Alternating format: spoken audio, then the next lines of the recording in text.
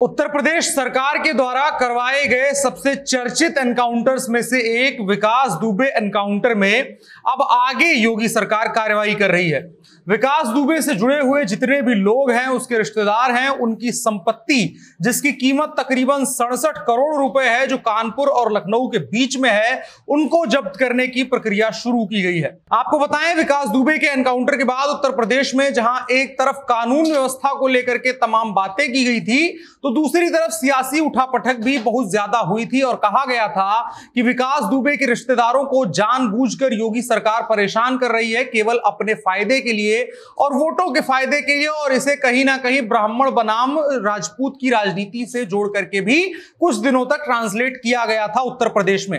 लेकिन योगी सरकार उन तमाम चीजों को इग्नोर करते हुए आगे बढ़ रही है और अब एक बार फिर से उसके रिश्तेदारों की जो संपत्तियां हैं, उनकी कीमत जिनकी 67 करोड़ रुपए है, उन पर कार्रवाई की जा रही है।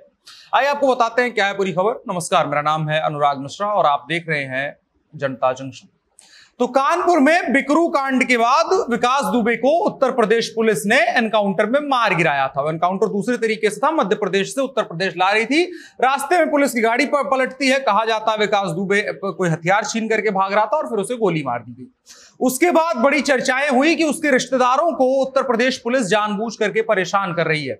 उसके भाई की पत्नी को भी जेल में बंद किया गया और एक बच्चे को भी बंद किया गया था, जिसको लेकर के समाजवादी पार्टी समेत तमाम पार्टियों ने राजनीति की थी और बहुत ज्यादा सरकार पर दबाव बनाने की कोशिश करी थी। लेकिन अब एक बार फिर से उन तमाम चीजों की जब चर्चाएं दब गई थी, तो उत्तर प्रदेश सरकार फिर नया काम करने जा रही है और इस कड़ी में विकास दुबे और उसके रिश्तेदारों की 67 करोड़ रुपए से अधिक की संपत्ति को जब्त करने का आदेश आ गया है।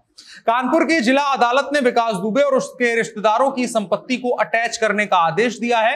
यह एक तरीके की प्रक्रिया ऐसी होती है जिसमें कानून व्यवस्था या कानून ये कहता है कि जो अपराधी होगा, उससे जुड़े हुए लोग जो होंगे, जो उसके जो अपराध की कमाई थी उसका हिस्सा ले रहे होंगे, उनके द्वारा जो बनाई गई संपत्ति होगी, उसके ऊपर भी उसी तरीके के मुकदमे लगा करके कार्रवाई की जाएगी और उसी के तहत किया जा रहा है। और इसमें इसी वजह से उसके रिश्तेदारों की संपत्तियों को अटैच करके उनके ऊपर कार्रवाई की जा रही है। इसके अलावा विकास दुबे के खजांची जय वाजपेयी के खिलाफ भी प्रशासन ने सख्त रुख अपनाया है। इन तमाम लोगों की संपत्तियों को जब्त करने की बात की जा रही है।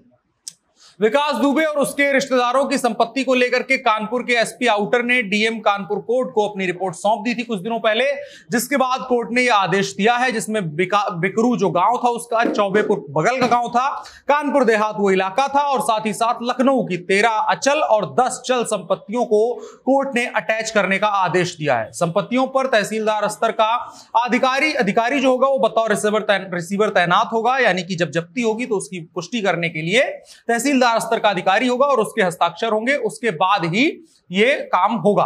अब इसमें नाम किनके हैं? इसमें जो नाम है वो विकास दुबे की पत्नी की संपत्ति है, विकास दुबे के मां की नाम की संपत्ति है और जो विकास दुबे के दोनों बेटे हैं उनके नाम की जो संपत्ति है उसको उत्तर प्रदेश सरकार जब्त करने जा रही है। आपको बताएं, 2 जुलाई 2020 को यूपी के कानपुर में बिकरू कांड हुआ था, जिसमें विकास दुबे और उसके साथियों ने बिकरू में पुलिसकर्मियों पर गोलियां चलाई थी। इसके बाद 8 पुलिसकर्मियों की गोली लगने की वजह से मौत हो गई थी। इसके बाद विकास दुबे फरार हुआ था, पुलिस ने कार्रवाई की थी और उसके बाद विकास दुबे और उसके कई साथियों का एनकाउंटर किया था।